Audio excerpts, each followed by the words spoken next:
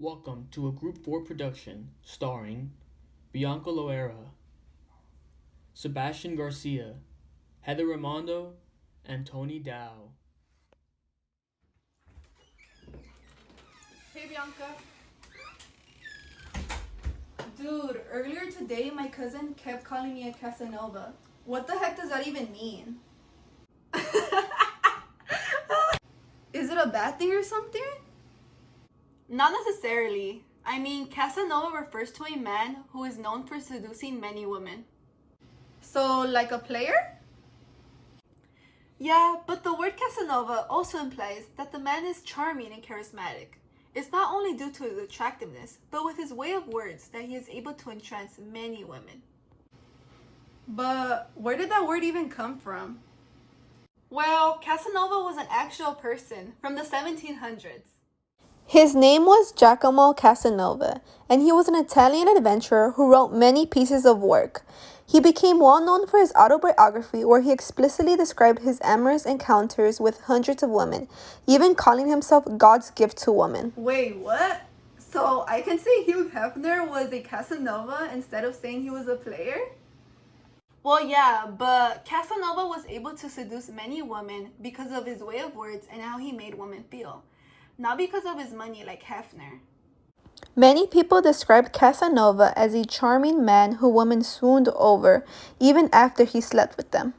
Thus, due to his reputation, the word Casanova now alludes to being a ladies' man. Wow. You may be wondering how someone can use this illusion. Well, look no further, because Carrie Underwood has. In her song, Cowboy Casanova, she hints at a past lover being toxic. With the repetition of the word Casanova and her saying he's candy-coated misery, one can infer that the guy is pure trouble, but girls look past that because of his charming appeal. You see, even without directly stating what he did, the audience knows that he's bad news because of the implications the word Casanova has. Wow, I can't believe I've never heard of him. I've only ever heard of the beautiful Helen of Troy. Who? You don't know who that is? You're in for a treat. Her story is so interesting. I'm going to ask you one question. Would any of you start and fight in a bloody and brutal 10-year-long war just for the woman you love? I doubt any of you would do that. However, this was not the case, because in the 12th century BC in Greece, the Achaeans fought against the Spartans over the beautiful Helen of Troy. Now, if you don't know who Helen of Troy is, don't worry about it. That's what I'm here for. Helen of Troy was considered the most beautiful woman on the planet, oftentimes named the most beautiful woman on earth. As a little girl, she was kidnapped because of her beauty. As an adult, she was given to a guy named Paris of Troy by Aphrodite, the goddess of love herself. But get this, when she was given to Paris of Troy, she was already married to another man named Menelaus, and Menelaus was not happy, understandably, because she was the most beautiful woman on earth. So Menelaus assembled an army and went to Troy to get her back. Paris had also assembled an army to defend his own city because he did not want to give up his wife. Why? Because she was the most beautiful woman on earth. And thus commenced the Trojan War, one of the most famous wars in history. This whole war was started over one woman, but not any ordinary woman. She was Helen of Troy, the most beautiful woman on earth. Now, if you leave with one thing, let it be this. If you ever hear anyone be called Helen of Troy, they are being named beautiful beyond compare. Now hold on a moment. You did not think I forgot about the examples, did I? Well, guess what? Helen of Troy has been used in countless references to describe her beauty. One example is in a 2017 episode of a show called Legends of Tomorrow, where a woman calls herself Helen of Troy when she is asked her name. Although her name isn't Helen of Troy, the actress playing this role is exceptionally beautiful. And by calling herself Helen of Troy, she is saying that she is exceptionally beautiful. Alright. On with the rest of the video. Oh my, Helen of Troy, so beautiful, strong, and majestic, but not as much as our beloved Adonis. No one can resist his charm, not even the goddess of love and beauty can resist him. Dude, it got to the point where Aphrodite and Persephone argued for who to get to tend to him. It got so bad that even Zeus had to intervene. Even after death, Aphrodite and Persephone argued over Adonis. I don't know how handsome he is, but you know what makes him more handsome? B-roll. Welcome, our beloved Prince Charming, Adonis. Hopefully you didn't fall off your seats for him. And sadly, all good things comes to an end. But in our hearts, Adonis will always be the incarnation of true beauty and desire. One modern adaptation of Adonis is in Serene by Honor de Balzac, which describes an unrequited love of the main character. This allusion was used as Adonis complex, which was referred to the body image obsession with improving one's physical and youthful appearance. We are interviewing someone who matters to some people's hearts, especially to the Southside Serpents, Jughead Jones from the show Riverdale. So Jughead, I heard you became interested in Greek mythology. Which of the gods do you relate to? Please write on the whiteboard. For sure, the god Dionysus, known as Bacchus, as the Romans would say. How is Dionysus similar to the Southside Serpents? Let me pour myself a glass of wine.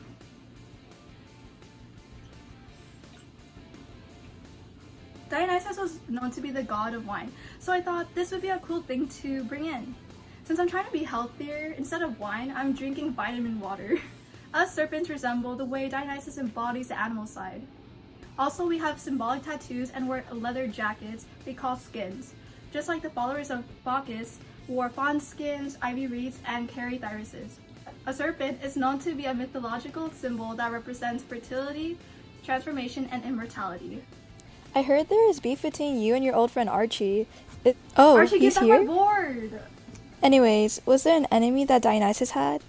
Now that I think about it, Archie is like Pentheus, Dionysus' cousin, and I am Dionysus. Pentheus treated him as an outsider since Dionysus was half mortal and half god, so he questioned his divinity. Archie is always spying and doesn't understand my worth as a leader to the Southside Serpents.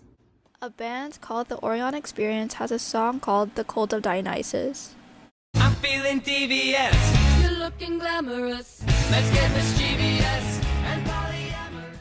The chorus starts off with I'm feeling devious, alludes to the cult of Dionysus when it first was a secret from society and was not accepted. The artist also uses the line let's get mischievous and polyamorous, which alludes to Dionysus being rebellious and being in multiple relationships. I've won! But at what cost? I'm sure we all know that iconic Waluigi meme.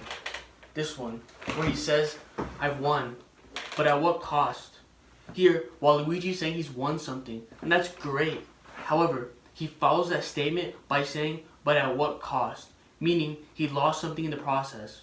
Here, Waluigi is saying that what he lost is far more valuable than what he won. So although he did win, it was kind of a loss. This is an example of a Pyrrhic victory. Now, if you don't know what this means, don't worry. It's a hard phrase to understand and an even harder phrase to say out loud.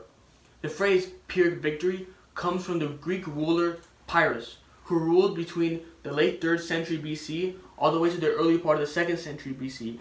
He fought in a series of battles against the Romans, and although he did technically win the battles, it wasn't really a win. In those battles against the Romans, Pyrrhus and his men lost so many soldiers that they weren't able to replace them quick enough. On the other hand, the Romans were able to replace all the men they lost, meaning that Pyrrhus did have a short-term victory, but it ended up in a long-term loss, meaning that he did basically lose. Imagine winning, but at a great cost. Talking about embarrassment. But do you know what's more embarrassing? Dishonor to your family. Here is Prince Zuko, born into the Fire King's family.